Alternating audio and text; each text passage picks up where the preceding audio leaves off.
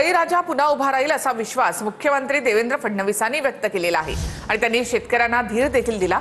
वाहून गेलेली पिकं पाहून मन विषण्ण झालं। शासन शेतकऱ्यांच्या पाठीशी खंबीरपणे उभा आहे असं मुख्यमंत्र्यांनी म्हटलं आहे। सोलापूर जिल्ह्यातल्या माढा आणि लातूर जिल्ह्यातील औसा आणि निलंगा तालुक्यात पूरग्रस्त भागांची पाहणी करण्यात आली।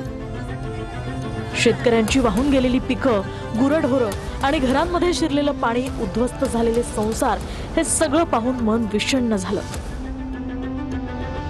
अतिवृष्टीमुळे झालेलं हे नुकसान प्रचंड आहे, पण अशा संकटांवर मात करण्याची ताकद महाराष्ट्राच्या मातीत आणि बळीराजाच्या मनगटात आहे आणि सरकार म्हणून आम्ही त्यांच्या सोबत आहोत। या आपत्तीमध्ये शेवटच्या घटकापर्यंत मदत पोहोचवण्यासाठी आम्ही कटिबद्ध आहोत। शेती, घरं, रस्ता, शाळा, सार्वजनिक सुविधा, जिथे जिथे मदतीची गरज आहे तिथे तिथे शासन शेतकऱ्यांच्या पाठीशी खंबीरपणे उभे आहे।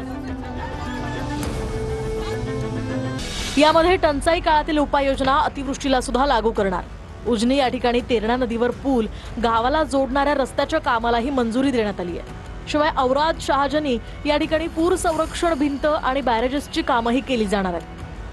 उजनी गावालगत तेरणा नदीवर औसा आणि तुळजापूर तालुक्याला जोडणाऱ्या पुलाच्या उभारणीला मंजुरी देणार।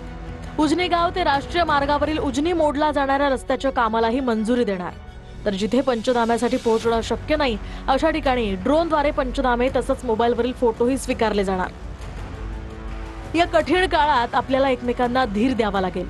शासनाची सर्व यंत्रणा कार्यरत आहे, मदत पोहोचवली जाते आणि पुढे सुद्धा आधारासाठी हात आखडता घेतला जाणार नाही। हे संकट तात्पुरतं आहे। बळीराजा पुन्हा उभा राहील आणि त्याच्यासोबत महाराष्ट्र सुद्धा अधिक सक्षमपणे पुढे जाईल।